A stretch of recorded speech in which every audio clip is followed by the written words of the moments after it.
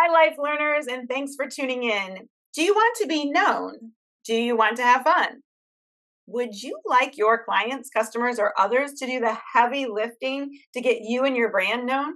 If you're answering yes, yes, and yes, then you are going to get energy and focus from this show. So, good day to our YouTube viewers and audio listeners. Thank you and welcome to episode 272 of these shows of the Business of Life Masterclass podcast. For listeners and viewers both, we asked you to think about the last time you had a great customer experience and felt elevated by it.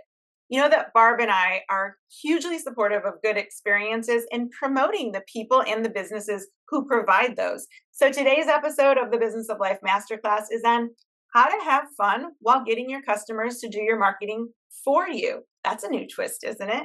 So hello again, everyone. It's Debbie Lundberg, Performance and Mindset Coach with Presenting Powerfully. Hi, everyone. Barb Zant here, media sales leader and founder of the lifestyle brand, The Stay at Work Mom. Debbie, who is our guest who can show us ways to get and give great customer service, please? Well, she has helped and assisted world-class companies strengthen their bottom line by moving customers from loyalty to advocacy. So there's the little tweak that makes a big difference. She's got over 2 decades in on designing brand and performance strategies. Her clients represent, oh my gosh, Barb, so many, but a variety of industries, world-class brands, including, let me do some name dropping, Disney, Nike, Singapore Airlines, NYU Clinical Cancer Center, IHM Business School, Stockholm, Sweden. What's in Stockholm, Sweden? Six Flags theme parks, Achieva Credit Union, and the leading hotels of the, which is, part of the leading hotels of the world. I can't even name them all, because our show is only 27 minutes or less. It also works with small businesses and entrepreneurs. So we don't want you to think, listeners and viewers, that she's out of reach. She's designed and led initiatives for Disney University at Walt Disney World, including the grand opening training curriculum for Disney MGM Studios theme park and Euro Disney's expatriation and repatriation training for U.S. employees who opened the park in Paris. So, what does she not do?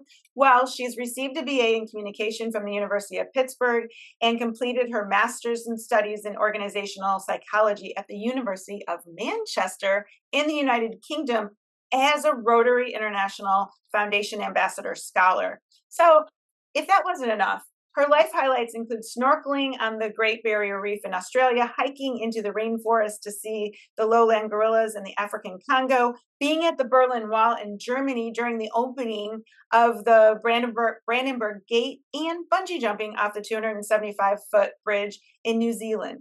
So please welcome, if you're not too exhausted from all that, Susie Pecuch. Hi, everybody. Hi, Debbie. Hi, Barb. I'm so glad to be here. And I do want to say that if somebody puts the bungee jump in my intro, I usually end up saying that you can't tell I'm sitting down, but I'm 5'10", but before the bungee jump, I was 4'10". That's my running joke. So go ahead. I've bungee jumped a few times and I'm only 5'2". What has happened? I didn't grow. You got to do it in New Zealand. Maybe that's what it was. Yeah. Okay. I have not bungee jumped, it's not on my list. Welcome, Susie. I can't wait to hear more about that. What is one thing that is not in your bio? And that was a lie. You've done so many great things. That's interesting or cool. Or just for right now, we just love for you to tease it. And we'll ask you about the story behind that later. So just a little tease. Yeah, well, the little tease is I have a nickname, and my nickname is Susie Sunset.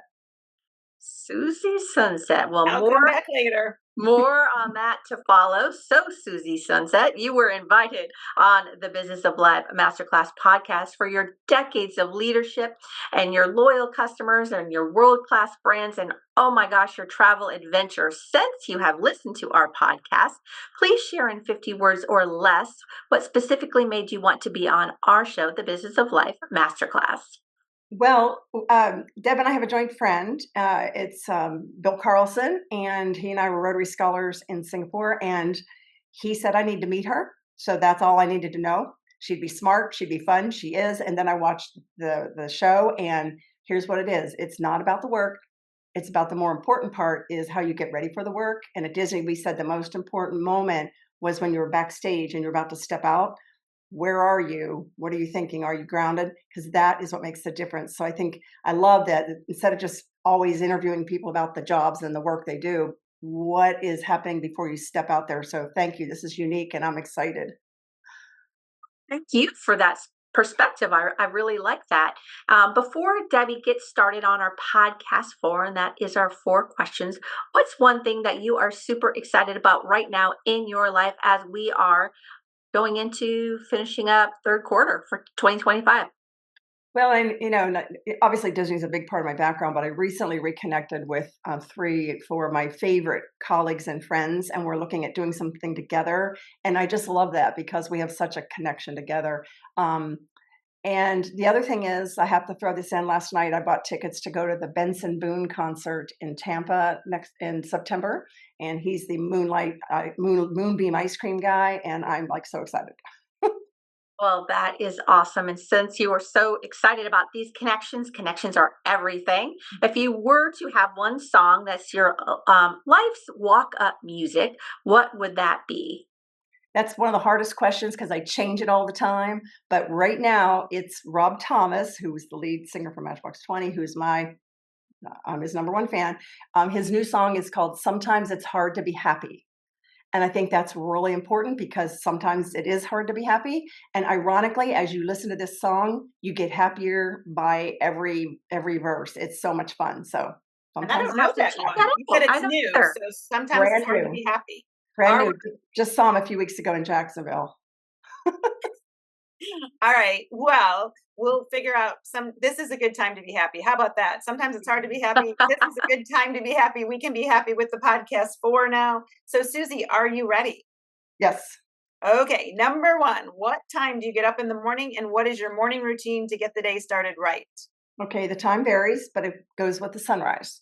And the sunrise, and then 20 minutes before it is called nautical sunrise. So I like to be somewhere, whether it's out on our dock here where I live or out at the causeway at nautical sunrise to watch the sunrise, to quiet, to listen to nature, to watch the colors, to appreciate them, to take a picture, Mm-hmm.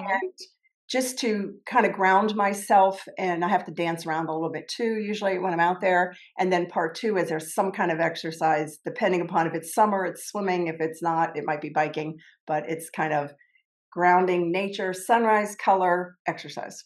All right. Love it. I know that's going to come back in a different way with your nickname. Okay, number 2.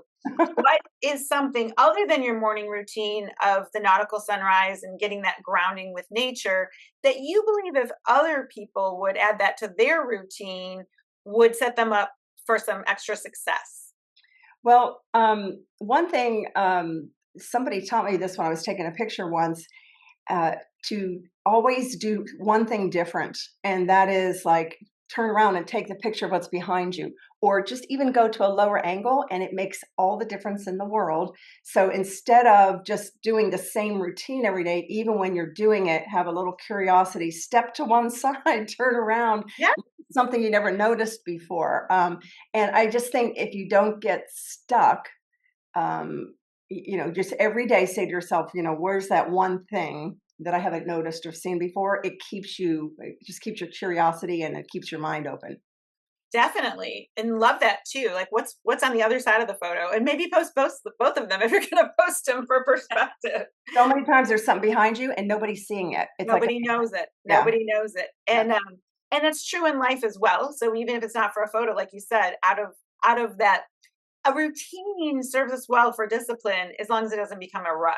So mhm, that turning around can change it. Number yeah. 3, who or what has been the biggest influence in your life? And really importantly, what have you done with that? Well, number one would be my mother. And she was a 4th grade teacher. And she totally taught me that every person, every kid in that room mattered and every interaction with them mattered. And one thing, I have a strange last name, Pecuch. And she was so aware that your name is you. So if you make fun of someone's name or you joke about it or whatever, you're actually kind of going at them. And she would teach me just little things like that all the time about every interaction with every person matters. And I have a thing that I gave her that says, home is where one starts from. And I literally don't, I told her, I don't think I could have traveled the world or been, as just crazy out there trying new things if I didn't have that backup back there. And she really, she lived it, and into her 90s, if I took her to the local Walmart, there would always be one person who came up and said, "Mrs. Pecuch, you were my favorite teacher. You made a Ah, difference. You made me feel good about myself." And that is what I took into my work and hopefully into my life, that every little moment, you don't know where you could be making a big difference. Just one little interaction with someone. And that's how I've moved forward personally and professionally. what a wonderful example. That's so true too. You forget, my maiden name is Gross, and not a lot of people know that because they all know me as Debbie Lundberg. And people would say that sometimes, Debbie's Gross. Yeah. And I had a friend named Bonnie Lawrence, and she said, "What if your last name were Stupid? And would it be okay if we said Joey's Stupid?" And people would just stop when Yeah. she said that. But I love how your mom did it even better, as with some maturity to it than us as children. And you extra appreciate it when you had the hard to pronounce or strange name. Yes, absolutely. Absolutely. All right. Number 4. So, our final question in the podcast for, Susie, that our show is guided by Barb's and my desire to share positivity and to learn and to let others learn. At the same time, we notice right away that there are things going on in the world that are not so negative, or not so positive, that are more negative. What's something you notice that people are doing that if they would stop doing that, it would bring more positivity or joy or purpose into their lives? I really have a very strong feeling about this, that the number one thing people do, and we all do it, is we make assumptions. We assume what's going on. We assume why that person did that. We assume what that means. And we jump in and go into action and movement based on an assumption. And in my work, I always say, stand in the other person's shoes. And it's like, observe or ask, listen, learn. Do not assume that person did that because of this, and that's why this happened, and that's why I'm doing this. There's this circle that goes right down a bad hill, and you really don't know sometimes what that person's going through, or kind of where they're coming from, how their day's going. And I'm not sure. I'll throw this in. I'll be a little. Well, anyway, I always said I wanted to write a book called "WTF Are You Assuming?" Because it's like, come on, you're jumping ahead and you don't understand what's going on with that person in their life or today. And I Right. think we could have a lot better personal interactions and a lot better work situations if we stopped and said, what are we assuming in there? Or like, just make sure we stop before we move forward. Right. I like to say there's a difference in assessing a situation and judging a person. And Yes. when you assume, you judge a person, and when you assess a situation, you're Yeah. gaining context. So, completely agree. So, thank you for sharing. You. Thank you so much, Susie. I feel so positive already from your ideas and tips that you shared, and a couple that I'm going to work on. I think Debbie even knows a couple of these. She knows me very well. Is the sunrise. I'm more of a sunset, and so I love.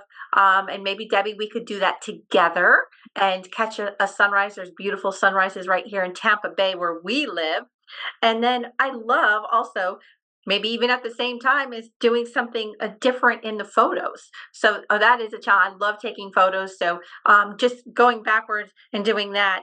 So many great things. And then we have a sign in my office that we did assume positive intent. And so I might do something with that as well. So Debbie, your list might look a little different, but are you willing to get together with me and implement some of these ideas that Susie told us about today? Of course. I didn't even know it was called Nautical Sunrise. So, I've already learned something there. I'd be happy to do it. Now, I usually run before that. So, I might meet you after the run and then Yes. we can do it. I'm absolutely in. So, my answer is yes to all of it. All right. So, Susie, as we're about to wrap up, and we could be with you all day, I love all your tips and ideas. We'd love for you to elaborate on the nickname that you shared at the beginning of our episode here. Yeah, I said my nickname was Susie Sunset, and even though I shared some sunrise tips, when I lived on that lake in Orlando, I just took the sunset all the time. I got that nickname, and even though it's not my job, I call myself a professional amateur photographer. It's my obsession.